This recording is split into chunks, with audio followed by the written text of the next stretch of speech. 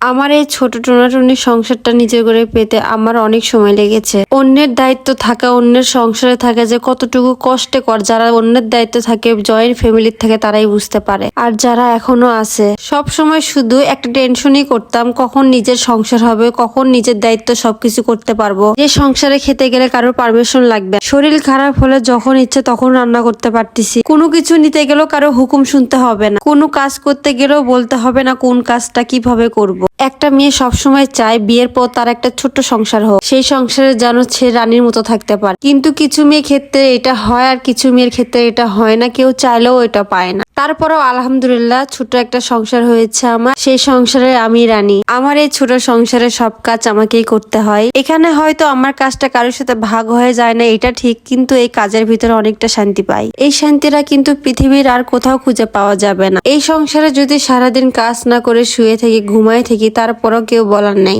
এমন একটা ছোট সংসার সবাই চায়, কিন্তু কয়জনের বা হয়? আমরা কয়জনে বা এমন একটা সুন্দর সংসারটা পাই? আমি যখন ছোট ছিলাম তখন ভাবতাম আমার আম্মু এত কাজ কিভাবে করে, বাচ্চা সামলানো, ঘরের সব কাজ করা, বাজার করা, সবকিছুই করা, একটুও কি বিরক্ত লাগে না? আমার তো ওইগুলো দেখেই বিরক্ত লাগতো, কিন্তু এখন আমি ওইটা অনুভব করি, ওইটাই হচ্ছে আসল শান্তি। নিজের বাচ্চাকে মানুষের মতো মানুষ করা, নিজের ঘর পরিপাটি রাখা। আমি বরাবরই ঘুম থেকে অনেক লেট করে উঠি। আমি বিয়ের পর এটা নিয়ে আমার অনেক কথা শুনতে হয়েছে। আমার আম্মু যখন সবসময় আমার বোনকে নিয়ে স্কুলে থাকতো, তখন ভাবতাম এত সময় কিভাবে থাকে, এত সকালে ওটা কিভাবে স্কুলে যায়। এখন বুঝতেছি আমি না চাইতেও সকালে ঘুম থেকে উঠে বসে থাকি। এখন বুঝতে পারতেছি বাচ্চাকে স্কুল নিয়ে যাওয়া, বাচ্চাকে খাওয়ানো, তারপর দিনটা যে কখন পার হয়ে যায় বুঝতেই পারি না আমি। কিন্তু এগুলো করতে কিন্তু একটুও বিরক্ত লাগে না। সারাদিন হয়তো ঠিক মতো সময় পাই না, কাজের ব্যস্ততায় সময় কেটে যায়, তারপরে অনেকটা ভালো লাগে কাজ করে। চেষ্টা করি নিজের সংসারটাকে নিজের মতন করে সাজিয়ে গুজিয়ে রাখতে।